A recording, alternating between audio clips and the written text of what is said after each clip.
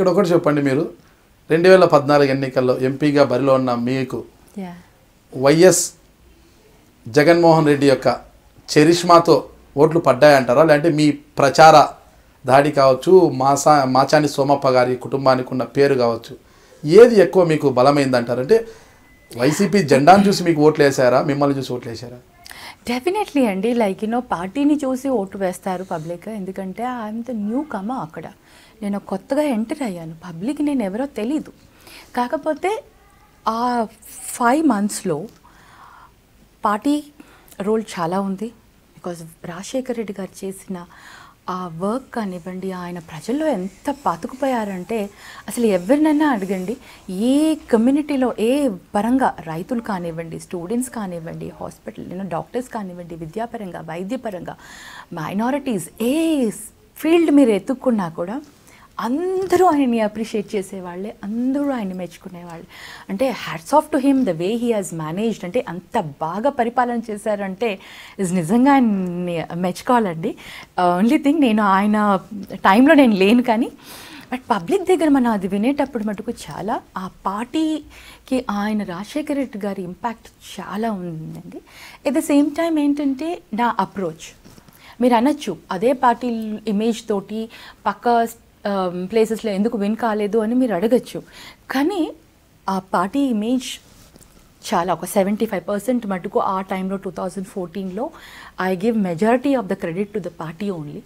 My 25% of the thing my brother, my husband, వీళ్ళందరూ the way they plan, ఎంత చక్కగా plan చేసి వెళ్ళడం, అండ్ నా అప్రోచ్ టువర్డ్స్ ద పీపుల్, ఇవన్నీ కూడా డెఫినెట్లీ యాడ్ అయ్యాయండి.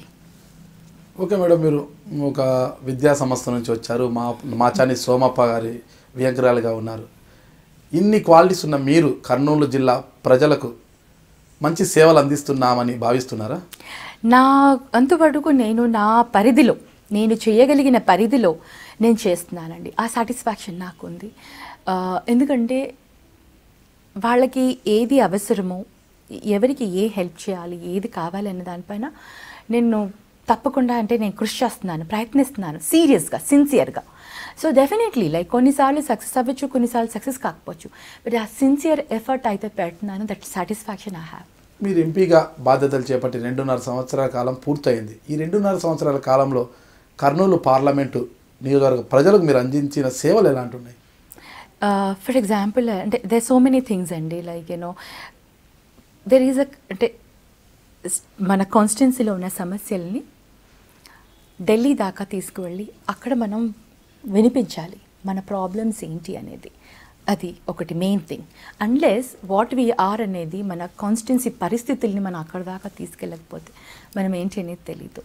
బట్ ఫార్చునేట్లీ లైక్ ఏంటంటే అక్కడ చాలామంది, నేను కర్నూలు రాయలసీమ అనగానే చాలామంది మినిస్టర్స్ అక్కడ వాళ్ళందరూ కూడా సెంట్రల్లో చాలా బ్యాక్వర్డ్ ఏరియా, రాయలసీమ అనగానే ఇమ్మీడియట్గా they connect with backward area, చాలా వెనకబడిన ప్రాంతం కింద.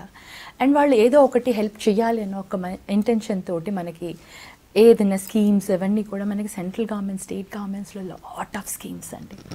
అసలు ఆ స్కీమ్స్ అన్నిటినీ కూడా మనం ప్రాపర్గా ఇంప్లిమెంట్ చేయగలిగితే అసలు ప్రాబ్లమ్స్ అనేవి ఉండవు.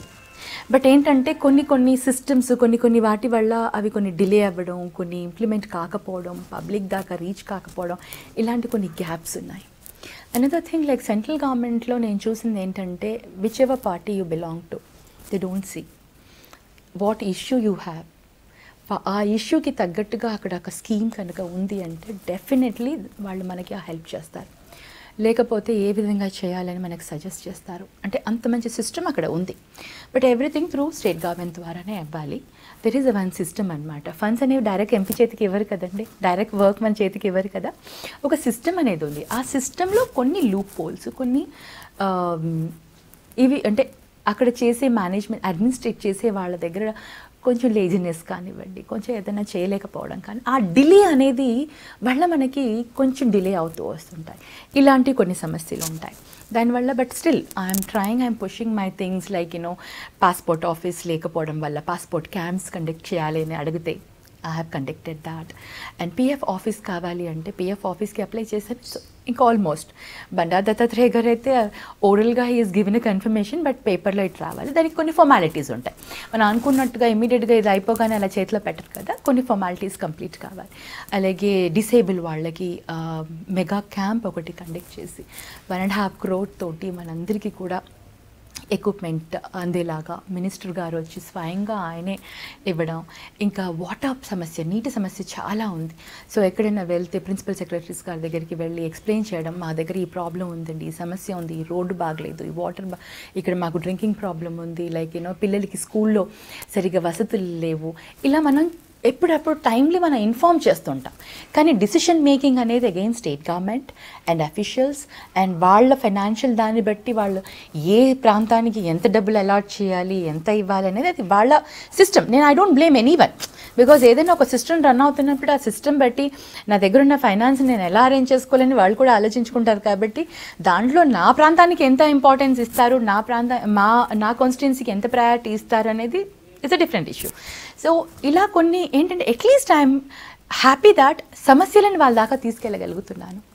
నా వంతు నేను ప్రయత్నం చేస్తున్నాను కొద్దో గొప్ప సక్సెస్ అయ్యేదానికి, అక్కడ ఇంప్లిమెంట్ అవ్వడానికి. So this is way I'm happy. మీరు చెప్పేవన్నీ కూడా తాత్కాలిక ఉపశమనాలే, అంటే శిబిరాలు, క్యాంప్స్ అంటున్నారు. అది కాదంటే మీ 2.5 సంవత్సరాల కాలంలో శాశ్వతంగా ఎంపీ బుట్టా రేణుకా గారి పేరు మీద నిలిచిపోయే అభివృద్ధి ఏం జరిగిందంట? అవి ఓన్లీ నేను నా ఎంపీ ఫండ్స్ వల్లనే చేయగలుగుతానండి. ఎంపీ ఫండ్స్ అనేది మెజారిటీ ఆఫ్ ద ఫండ్స్ నావి వాటర్ ప్రాబ్లంకే వెళ్ళిపోతాయి. చాలా ప్లేసెస్లో ఏంటంటే వాటర్ సమస్య, నీటి సమస్య చాలా ఎక్కువగా ఉంది కాబట్టి బోర్వెల్స్ అని, పైప్ లైన్స్ అని ఇలాంటివి ఎక్కువగా స్పెండ్ చేయడం ఉంది. అలా కాకుండా కొన్ని రోడ్స్ చాలా దారుణంగా ఉంటాయి, అక్కడ పర్టికులర్ ప్లేసెస్లో రోడ్స్ ఇవ్వడం. ఇప్పుడు ఈ ఆదర్శ గ్రామాలు అని ఉన్నాయి.